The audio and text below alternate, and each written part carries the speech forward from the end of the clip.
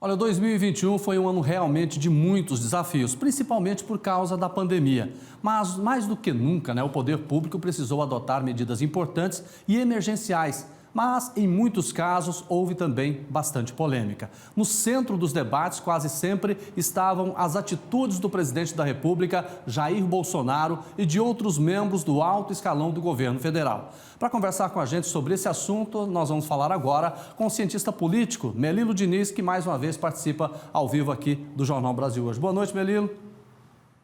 Boa noite, meu caro. Boa noite a todo mundo que acompanha a TV Pai Eterno. Uma alegria estar com vocês. Alegria nossa. Eu queria que o senhor fizesse uma avaliação do governo Bolsonaro nesse ano de 2021. Pelas atitudes e também pelas omissões, é um governo que entregou muitíssimo pouco diante tanto da pandemia quanto das dificuldades da economia brasileira. A fome voltou muito forte. O resumo desse governo é pandemia com pandemônio. E isso acabou trazendo imensas dificuldades para a população, especialmente os mais vulneráveis. E o que atrapalhou, na verdade, que a gente pudesse dar uma melhorada na economia e não chegar nesse ponto tão difícil que nós estamos hoje? A economia brasileira tem diversas questões estruturais, mas, acima de tudo, economia é confiança.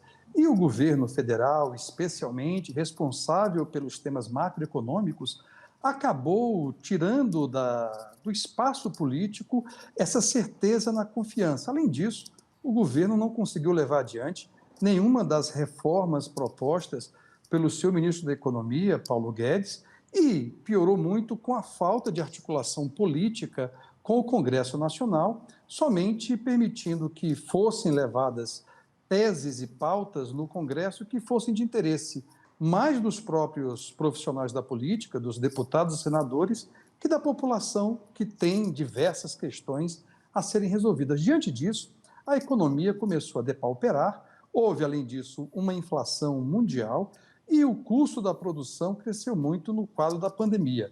Somado a tudo isso, temos um ano terrível do ponto de vista econômico, especialmente para os mais pobres.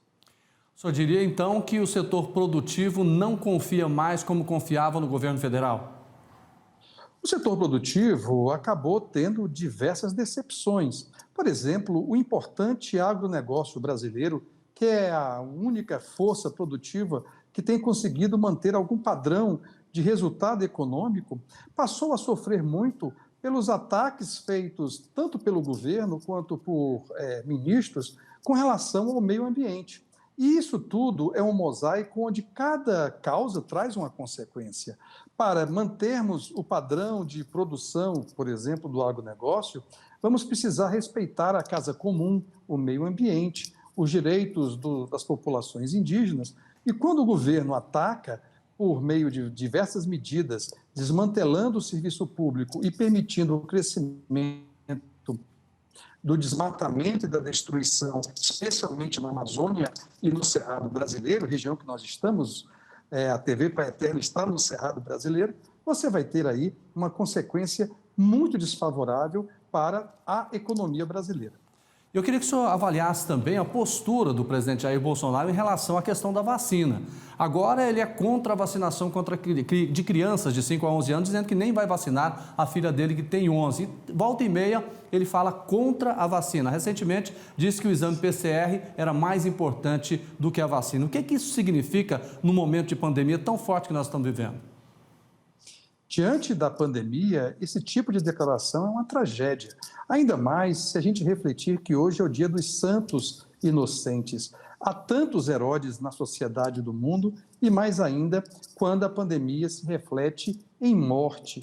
Nós temos números terríveis no Brasil e essa posição contra a vacina, especialmente das crianças nesse momento, é uma posição que é anticientífica e contrária, inclusive, à própria percepção que grande parte da população tem sobre a necessidade de vacinar. Eu mesmo hoje tomei minha terceira dose, estou numa alegria que vocês não imaginam, a dose de reforço para proteger a vida, compromisso de todos os cristãos.